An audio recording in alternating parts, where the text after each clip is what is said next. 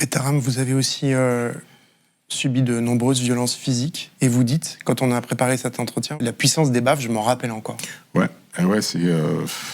Alors, c'était des baffes, c'était pour détruire, c'était pas pour corriger ou éduquer, quoi. Je me souviens, la première que j'ai prise, c'était très tôt aussi dans l'établissement de Cheval. Je rigolais, je sais plus pourquoi je rigolais. Alors en passant, je m'étais beaucoup réfugié dans la dérision et le rire. Donc il y a une distribution de photos. Et il me regarde, et puis finalement, une fois que tout le monde s'en va, il me dit de rester. Et je reste, et puis là, il me dit, pourquoi tu rigoles? Je suis éberlué, je sais pas quoi dire, et là, il me regarde droit dans les yeux, un sourire narquois, et avant que j'ai compris quelque chose, j'avais reçu une déflagration dans ma joue, quoi. Et je vous dis, je me souviens encore de la sensation, la joue brûlante, je la sentais même plus, quoi. J'ai été anesthésié, ma joue, le goût du sang dans la bouche. Bon, après, les baffes, on en distribuait, j'en ai pris quelques-unes de ce genre, hein. Et vous dites que vous avez après essayé d'esquiver justement les punitions, les baffes, voilà, etc., pour vous protéger.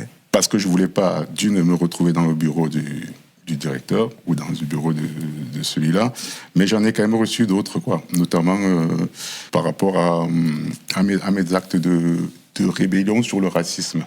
Oui, puisqu'on va revoir la photo de classe. Dans votre classe, vous étiez le seul noir.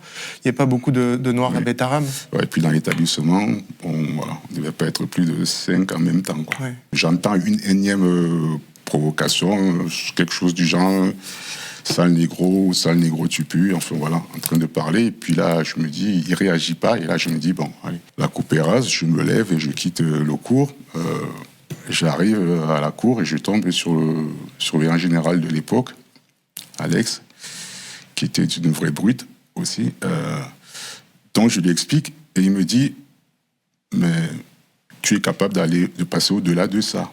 Moi je lui dis, ben non, là je peux plus, là c'est voilà. Et il me dit, voilà, il m'invite, me convoque dans son bureau. Et là il commence à s'énerver, me dire, je vais appeler tes parents. Je lui dis, ben justement, allez-y appeler les parents, puis on va en parler. Et là il me regarde et bam.